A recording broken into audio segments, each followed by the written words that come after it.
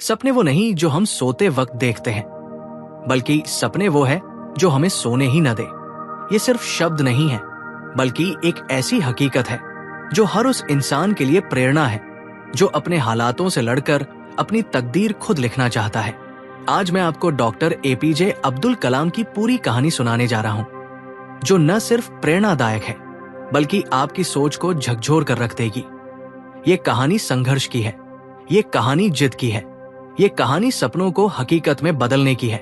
अगर आप भी जिंदगी में कुछ बड़ा करना चाहते हैं, अगर आपके भी सपने हैं लेकिन हालात आपके खिलाफ है, तो ये कहानी आपके अंदर की आग को भड़काने का काम करेगी। साल 1931, तारीख थी 15 अक्टूबर। तमिलनाडु के एक छोटे से गांव रामेश्वरम में एक बच्चा पैदा हुआ। नाम रखा गया अवुल पाकिर जैनुलब्दीन अब्दुल कलाम। अब आप सोच रहे होंगे, ये कोई आम बच्चा था, इसमें क्या खास था? दोस्तों, खास था उसका सपना, उसकी सोच, उसकी जिद, उसका इरादा। उनका परिवार बहुत गरीब था। उनके पिता जैनुलब्दीन नाव बनाने का काम करते थे और मां आशिम्मा घर संभालती थी। घर में कभी कभी इतना भी पैसा नहीं होता था कि भरपेट खाना मिल सके, लेकिन कलाम ने कभी हार नहीं मानी।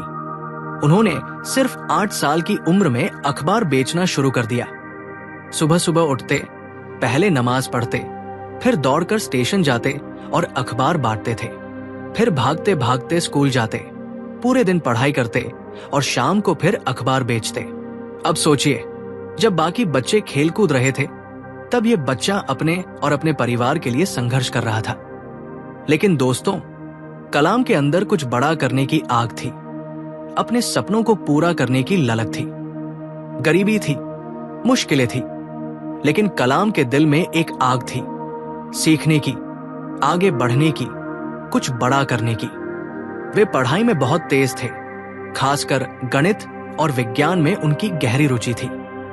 स्कूल में उनके गुरु सुब्रमण्यम अय्यर ने एक दिन उन्हें समझाया, अगर तुम आसमान को छूना चाहते हो तो तुम्हें मेहनत करनी होगी, तुम्हें खुद को तैयार करना होगा। और बस यहीं से उनके जीवन का असली सफर शुरू हुआ। उन्होंने सेंट जोसेफ कॉलेज, त्रिची से ग्रेजुएशन किया और फिर मद्रास इंस्टीट्यूट ऑफ टेक्नोलॉजी मिट में दाखिला लिया। लेकिन दोस्तों, यहां एक बड़ी समस्या आ गई। मिट की फीस बहुत ज्यादा थी और कलाम के पास पैसे नहीं थे। अब क्या होता? क्या वे अपने सपनों को अधूरा छोड़ देते? नहीं, उनकी बड़ी बहन ने अपने गहने गिरवी रख दिए ताकि उनका सपना अधूरा न रह जाए। अब देखिए, जब आप खुद पर विश्वास करते हैं तो पूरी कायनात आपको आगे बढ़ाने में लग जाती है। मिट में पढ़ाई के दौरान उन्होंने एरोनॉटिकल इंजीनियरिंग में टॉप किया और अब वे पूरी तरह तैयार थे एक वैज्ञानिक बनने के लिए। मिट से पढ़ाई पूरी करने के बाद उन्हें पहला बड़ा मौका मिला DRDO, defence research and development organisation में। लेकिन उनकी असली मंजिल ISRO, Indian space research organisation थी और वहां जाने के बाद उनकी असली उड़ान शुरू हुई। क्या आपको पता है, भारत का पहला सैटेलाइट रोहिणी और पहला मिसाइल अग्नि इन्हीं के नेतृत्व में बना था। अग्नि और पृथ्वी मिसाइलें भारत की रक्षा शक्ति को कई गुना बढ़ाने वाली थी। 1998 में पोखरण परमाणु परीक्षण को सफलतापूर्वक अंजाम देकर भारत को परमाणु शक्ति संपन्न राष्ट्र बना दिया। अब्दुल कलाम अब भारत के मिसाइल मैन बन चुके थे। साल 2002 ये वो समय था जब भारत को एक ऐसा राष्ट्रपति चाहिए था जो सिर्फ एक नेता नहीं बल्कि एक प्रेरणा स्रोत हो। जब राष्ट्रपति पद के लिए नामों की चर्चा हो रही थी, तब जनता की उम्मीदें किसी राजनेता से नहीं बल्कि एक वैज्ञानिक से जुड़ रही थी, डॉक्टर एपीजे अब्दुल कलाम से। उनका जीवन, उनका संघर्ष, उनकी सोच और उनका समर्पण, ये सब कुछ ऐसा था जो उन्हें हर भारतीय के दिल के करीब ले आया। राजनीति से दूर रहने वाले इस महान वैज्ञानिक को जब भारत के राष्ट्रपति पद के लिए नामांकित किया गया तो पूरा देश उत्साह से भर गया। 2002 में डॉक्टर कलाम को भारत का 11वां राष्ट्रपति चुना गया। वे जनता के राष्ट्रपति, पीपल्स प्रेसिडेंट के रूप में जाने गए। उन्हें 84% से भी अधिक वोट मिले। जो भारतीय इतिहास के सबसे बड़े समर्थन में से एक था। लेकिन क्या वे सिर्फ एक औपचारिक राष्ट्रपति थे? बिल्कुल नहीं। उन्होंने ये पद एक मिशन की तरह अपनाया, युवाओं को प्रेरित करने के मिशन की तरह। डॉक्टर कलाम ने कभी खुद को सिर्फ राष्ट्रपति भवन तक सीमित नहीं रखा। वे भारत के हर कोने तक पहुंचना चाहते थे, खासकर उन नौजवानों तक जिनके पास बड़े सपने थे लेकिन उन्हें दिशा दिखाने वाला कोई नहीं था। उन्होंने अपने कार्यकाल में हजारों स्कूलों और कॉलेजों का दौरा किया, लाखों बच्चों और युवाओं से संवाद किया, उन्हें प्रेरित किया। वे कहते थे, युवा ही देश का भविष्य है। अगर वे ठान ले तो भारत दुनिया का सबसे शक्तिशाली देश बन सकता है। उनका मानना था कि अगर हर युवा खुद पर विश्वास करे, सीखने के लिए उत्साहित रहे और कभी हार न माने, तो भारत को दुनिया की सबसे बड़ी शक्ति बनने से कोई नहीं रोक सकता। उन्होंने विजन 2020 की कल्पना की थी, एक ऐसा भारत जो आत्मनिर्भर हो, वैज्ञानिक रूप से मजबूत हो और हर क्षेत्र में अग्रणी हो। उन्होंने युवाओं को विज्ञान, इनोवेशन और विकास के क्षेत्र में आगे बढ़ने के लिए प्रेरित किया। 2007 में जब उनका राष्ट्रपति कार्यकाल समाप्त हुआ तो क्या वे रुक गए? नहीं, वे फिर से वही वैज्ञानिक, वही शिक्षक, वही प्रेरणादायक व्यक्तित्व बन गए। राष्ट्रपति भवन छोड़ने के बाद भी उन्होंने अपना पूरा समय युवाओं को जागरूक करने, नए इनोवेशन पर काम करने और देश को आगे बढ़ाने में लगाया। वे कहते थे, मेरी असली जगह युवाओं के बीच है। अगर मैं उनकी आंखों में चमक ला सका तो मेरा जीवन सफल हो जाएगा। डॉक्टर एपीजे अब्दुल कलाम सिर्फ एक राष्ट्रपति नहीं थे, बल्कि एक महान विचारक, शिक्षक और भारत के असली नायक थे। उन्होंने हमें सिखाया कि अगर इरादे मजबूत हो तो कोई भी मुश्किल आपके सपनों को रोक नहीं सकती।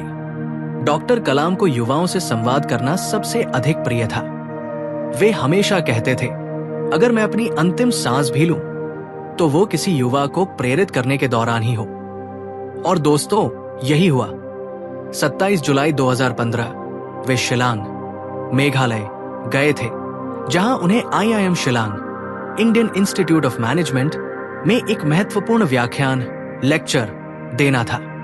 उनका विषय था creating a liveable planet earth, एक रहने योग्य पृथ्वी का निर्माण। शाम के करीब 6 बजे वे मंच पर खड़े हुए।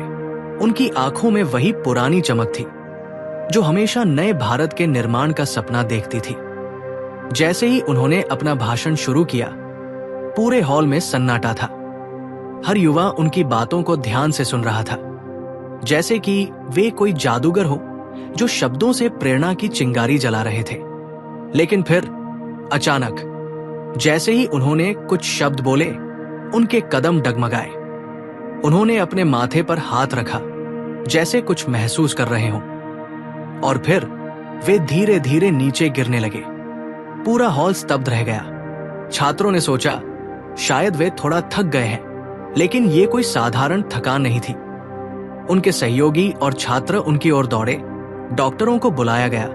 उन्हें तुरंत बेतानी अस्पताल, बेथानी हॉस्पिटल, शिलांग ले जाया गया। लेकिन किस्मत को कुछ और ही मंजूर था। 7 बजे डॉक्टरों ने उन्हें मृत घोषित कर दिया। डॉक्टर एपीजे अब्दुल कलाम नहीं रहे, लेकिन उनका सपना, उनकी प्रेरणा, उनकी विरासत हमेशा के लिए अमर हो गई। एक इंसान जिसने पूरी जिंदगी सिर्फ और सिर्फ दूसरों के लिए जी, वो दुनिया से जाते वक्त भी क्या कर रहा था? युवाओं को प्रेरित कर रहा था, भारत के भविष्य की बात कर रहा था, इस धरती को और बेहतर बनाने का सपना देख रहा था। ये होती है एक सच्चे नायक की पहचान। जैसे ही खबर फैली कि मिसाइल मैन अब इस दुनिया में नहीं रहे, पूरा देश शोक में डूब गया। प्रधानमंत्री नरेंद्र मोदी ने कहा, भारत ने एक महान वैज्ञानिक, एक असाधारण राष्ट्रपति और सबसे बढ़कर एक प्रेरक आत्मा को खो दिया है। पूरा सोशल मीडिया, हर न्यूज चैनल, हर अखबार, बस एक ही नाम था, डॉक्टर एपीजे अब्दुल कलाम। 30 जुलाई 2015 जब उन्हें उनके गृहनगर रामेश्वरम में सुपुर्द खाक किया गया, तो वहां 2.5 लाख से ज्यादा लोग श्रद्धांजलि देने पहुंचे थे। आम जनता से लेकर प्रधानमंत्री, राष्ट्रपति, वैज्ञानिक, छात्र, सैनिक, सबकी आंखों में आंसू थे।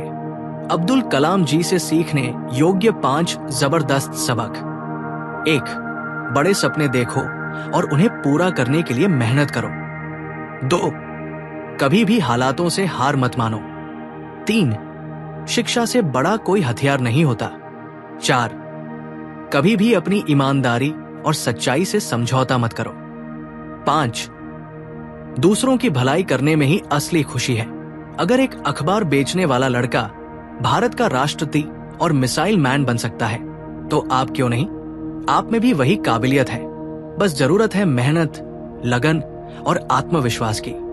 तो आज से ही अपने सपनों की ओर कदम बढ़ाओ और इस दुनिया में अपनी एक अलग पहचान बनाओ। दोस्तों, अगर आपको ये कहानी पसंद आई और इससे आपको कुछ सीखने को मिला, तो वीडियो को लाइक करना ना भूलें।